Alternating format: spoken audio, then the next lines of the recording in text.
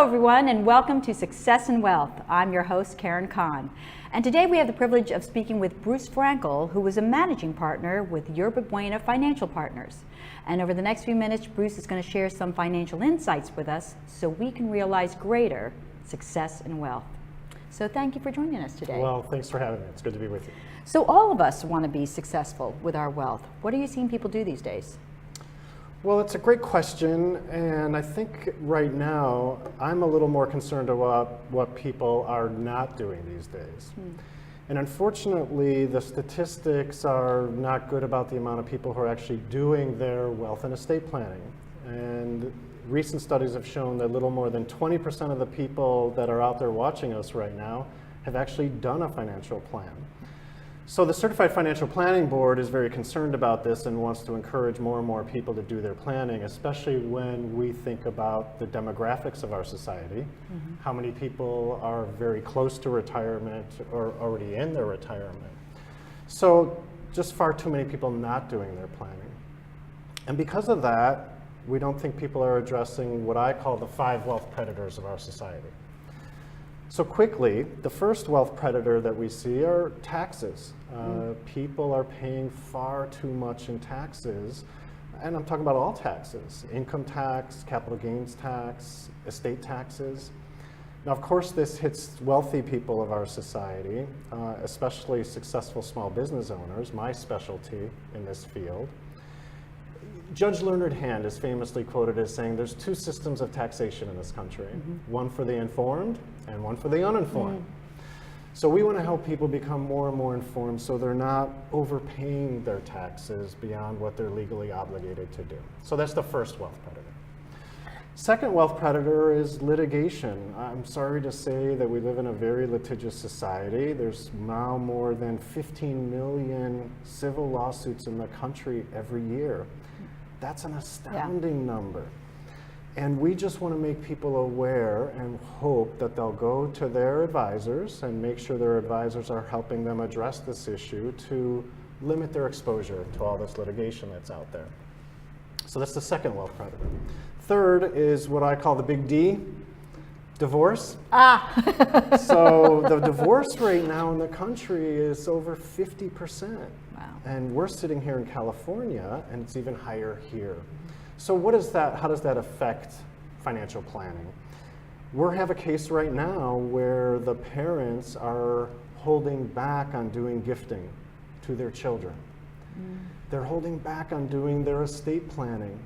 They're actually making the conscious decision to leave themselves vulnerable to pay more estate tax because they don't trust the decisions that their children are making about the spouses that they're choosing. So that's another wealth predator that we're seeing is about divorce. Fourth is, bad decisions. People just don't seem to be informed, or they're relying on the internet to inform them about financial planning. There's good information on the internet. There's also not good information on the internet. And it also gets us back to how I started the conversation. People seem to be on what I call the procrastination glacier. We aren't making decisions. So many people are just not doing their planning work. I think the industry is to blame for part of that. If you consider all the scandals that have gone on in the industry, the conflicts of interest, the predatory sales tactics that too many people have used, just how we go about planning, makes it painful for people. So of course they're going to avoid it if all that's going on. We want to be a force for changing that. Our hope is that by us doing things differently, we can inspire more people to do their planning work. So that's the fourth wealth predator.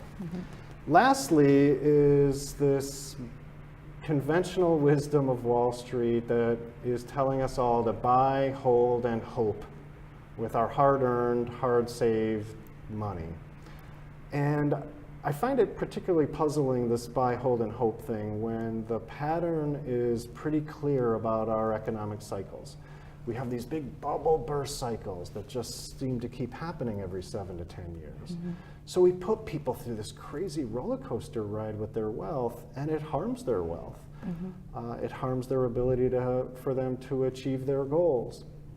And we have to step back and think about where this comes from. I don't think most people are aware this is based on academic theory from 1952. I don't know about you, Karen, but I think that the world has changed a little bit since 1952. So, and these are also academics, with all due respect to my great professors over the years, but these are folks who've never had to sit across the table from a client and tell them, don't worry, it will come back. The other people that advocate buy, hold, and hope are the investment companies. Let's think about why, right? The old phrase of follow the money. If we think about it, the investment companies want you to stay fully invested in their products all the time, because if you don't, they don't make their fees. Right. So this buy, hold, and hope thing is the fifth wealth predator. So great question. What are we seeing people do? I'm a little bit more concerned about what we're not seeing people do. So how should people be dealing with each of these areas? I think, firstly, we want to see people to think about the team they have in place to help them, right? I call their expert team of advisors.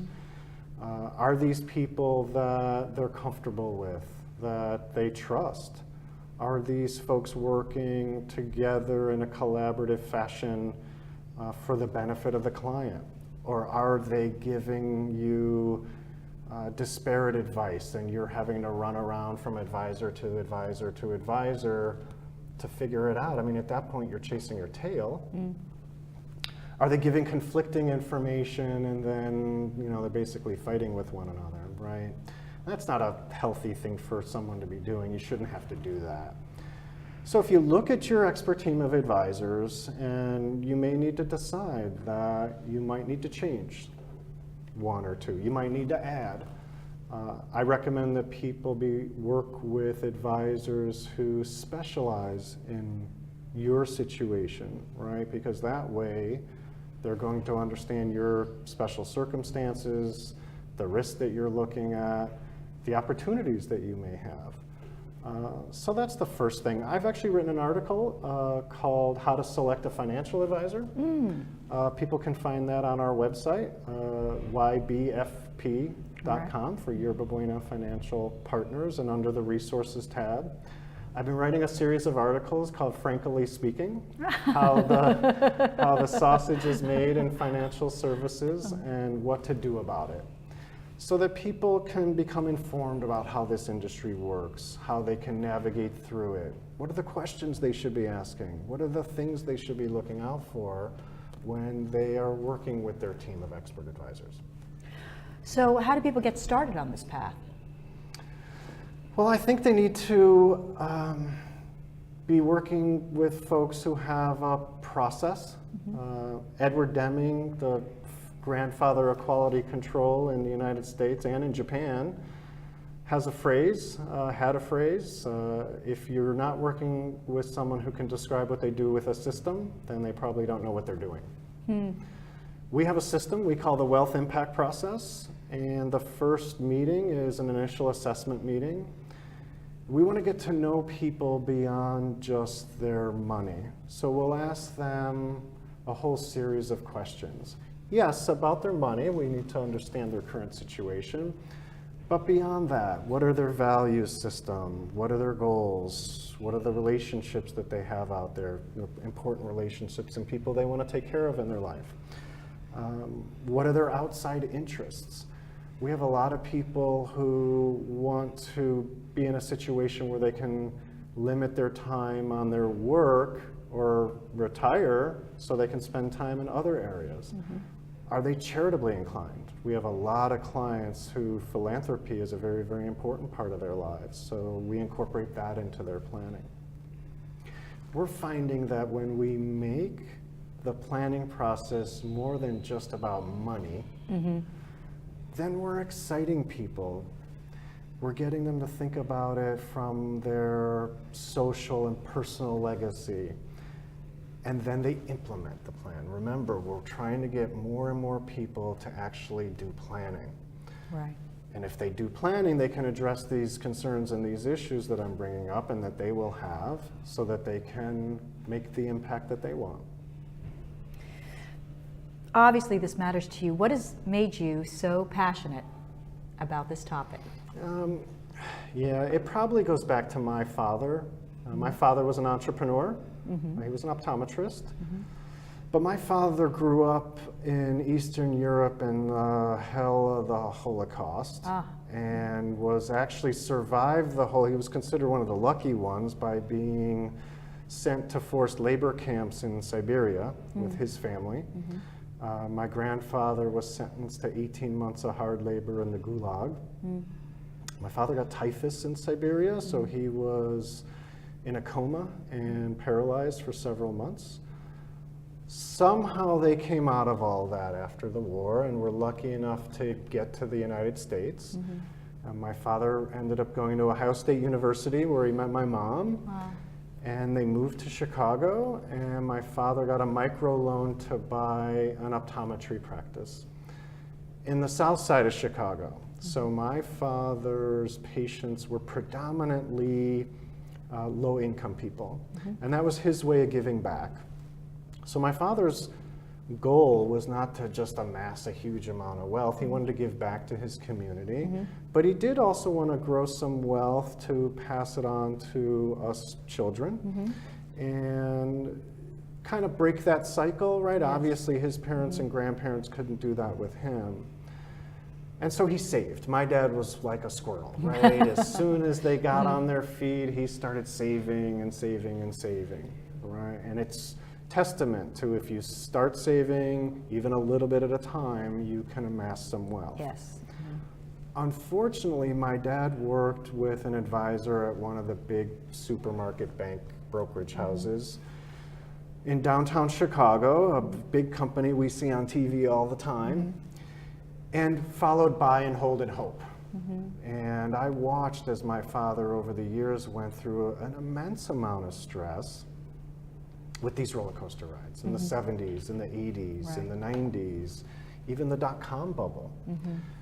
Where in 2001, my dad's now 73 years old, he sold his practice and is retired, and his advisors gave him that same phrase, don't worry, it will come back. And I realized that he never knew my father. He didn't know my father's background. He didn't know what my father went through in his childhood, and how important it was for him to pass on some wealth to us, right? So what's the result of all that? He had to retire later. He's not going to pass on as much wealth to us as he wanted. He's going to be okay, and we're going to be okay. My dad just turned 86 years old. Wow. Everything he went through, my dad's out surviving everybody. So it's a wonderful thing. But this is some foundation for me and my business partner now, who has his own stories to tell about the industry, and why we created Yerba Buena Financial Partners to be different, where we are structurally removing the conflicts of interest that are inherent in this industry. We're working with people in a holistic fashion as a fiduciary so that we can help them and put ourselves on the same side of the table as they are in. So we get to know our clients, again, beyond just about money, because for us, it's all about helping them make an impact on the people and causes that they care about. So what is the first step that you would recommend people take?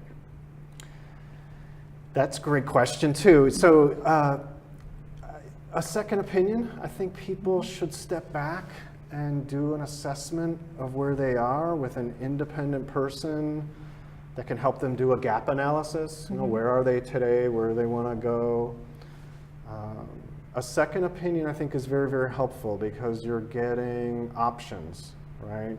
For us, it's all about helping people understand their options and the advantages and disadvantages of every option, because there's nothing perfect when it comes to investing or planning. There are risks, there are fees, there are things to be considered. It's very similar to the medical industry, right? Karen, if heaven forbid you were diagnosed with a disease or you were told you needed to have surgery, right, tomorrow, you would most likely go out and get a second opinion. Right. And you'd want to know, are you getting a good balance of what's your prognosis, right? What are your treatment options? Are these the best treatment options? What are the risks?